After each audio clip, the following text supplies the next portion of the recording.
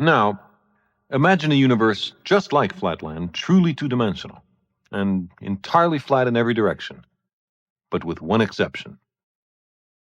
Unbeknownst to the inhabitants, their two-dimensional universe is curved into a third physical dimension, maybe into a sphere, but at any rate, into something entirely outside their experience.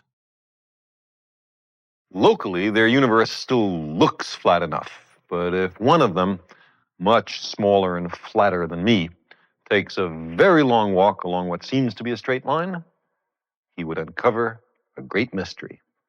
Suppose he marked his starting point here and set off to explore his universe. He never turns around, and he never reaches an edge. He doesn't know that his apparently flat universe is actually curved into an enormous sphere. He doesn't sense that he's walking around a globe. Why should his space be curved? Because there's so much matter in this universe that it gravitationally warps space, closing it back on itself into a sphere. But our Flatlander doesn't know this. After a long while, he'll find he somehow returns to his starting point. There must be a third dimension. Our Flatlander couldn't imagine a third dimension, but he could sure deduce it. Now, increase all the dimensions in this story by one, and you have something like the situation which many cosmologists think may actually apply to us. We are three-dimensional creatures trapped in three dimensions. We imagine our universe to be flat in three dimensions, but maybe it's curved into a fourth. We can talk about a fourth physical dimension, but we can't experience it. No one can point to the fourth dimension. I mean, there's left, right, and there's forward, back, there's up, down, and there's some other direction simultaneously at right angles to those familiar three dimensions. Now, imagine this universe is expanding. If we blow it up like a four-dimensional balloon, what happens? An astronomer in a given galaxy thinks all the other galaxies are running away from him. The more distant the galaxy, the faster it seems to be moving. This is just what Humason and Hubble found.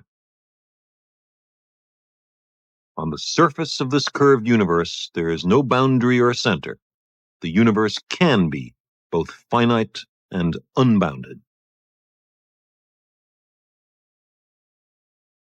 The red shift of the distant galaxies seemed to imply to Humason's contemporaries that we were at the center of an expanding universe, that our place in space was somehow privileged.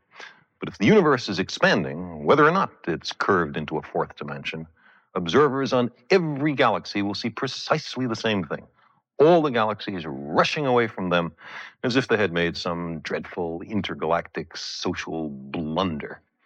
If there's enough matter to close the universe gravitationally, then it's wrapped in on itself like a sphere. If there isn't enough matter to close the cosmos, then our universe has an open shape extending forever in all directions. This saddle universe is only one of an infinite number of possible kinds of open universes. Unlike such closed universes as the sphere, open universes have in them an infinite amount of space. If our universe is in fact closed off, then nothing can get out, not matter, not light. We would then be living inside a black hole. There is one possible way out, though, a hypothetical tunnel or wormhole through the next higher dimension, a place sucking in matter and light.